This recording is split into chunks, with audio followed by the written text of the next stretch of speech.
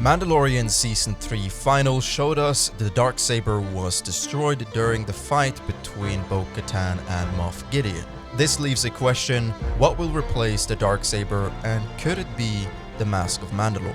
The Darksaber represented leadership among the Mandalorians. Whoever wielded the Darksaber would technically, at least by tradition, rule the Mandalorians and all of their clans. Unfortunately, we haven't seen so much of this leadership because of the ongoing wars that's been happening in the galaxy. However, now that the Darksaber has been destroyed, will they build more of a democratic system between the Mandalorians, where there are different leaders between the different clans and they get all together and talk about Mandalorian business? Or will there be one leader that rules all of Mandalore? And as we can see in Season 3 of The Mandalorian, we can tell that Bo-Katan has some form of authority among the rest of the Mandalorians as she reunites everyone under the roof of Mandalore. But to me, everything falls back to, now that the saber is destroyed, will the Mask of Mandalore from Star Wars Legends return? If you do not know what the Mask of Mandalore is, or more specifically Mandalore's mask, whoever wore this mask, like Mandalore the Indomitable or Mandalore the Ultimate, who lived approximately 4,000 years before the Battle of Yavin, would rule all of the Mandalorians except for those who decided to go their own path and rebel against the Mandalorian traditions at that time. The Mask of Mandalore has a rich history and even dates back as far as around 7000 BBY, so there's a lot of lore and history behind this mask, and it's very important to understand what this mask really means for the Mandalorians in the Legends timeline. If you want to learn more about the mask and its importance, I highly recommend reading the Revered book from the Old Republic era novel series, as it will give you a lot of insight into Mandalorian culture, the mask and its importance, and also a little bit about who the older Mandalorian leaders were.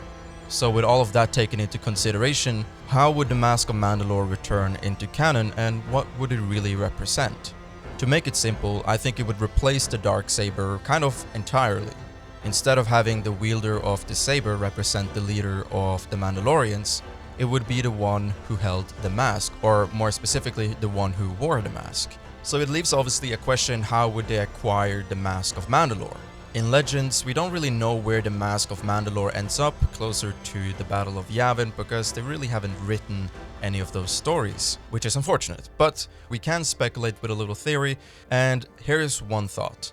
The Mask of Mandalore was created by the bones of a mythosaur, and as we saw in Season 3 of The Mandalorian, there's a mythosaur underneath Mandalore that's resting but also just woke up. So one of my thoughts could be, perhaps they somehow managed to acquire a little bit of that mythosaur bone to recreate the mask and make that into a new symbol of leadership. Maybe next time we'll see Bo-Katan try to ride the mythosaur like her elders did, and during this moment one of the mythosaur's tusks falls off or is cut off, and then the Mandalorian armorer makes some Mandalorian mask out of it. But all of this is just nerding and fan wishes and theories and whatnot, but it's interesting nevertheless to think about. I do struggle a little bit with the idea of the Mandalorians not having an item that represents leadership, because throughout all of Mandalorian history, this has always been the case. We have always had an item like the Darksaber or the Mask of Mandalore to represent leadership. But I'm interested to know what your guys' thoughts are with the theory that the Mask of Mandalore could return to Star Wars canon. And if so, in what way would it return, and what would it mean for the Mandalorians? Let me know in the comment section below, and as always, may the Force be with you.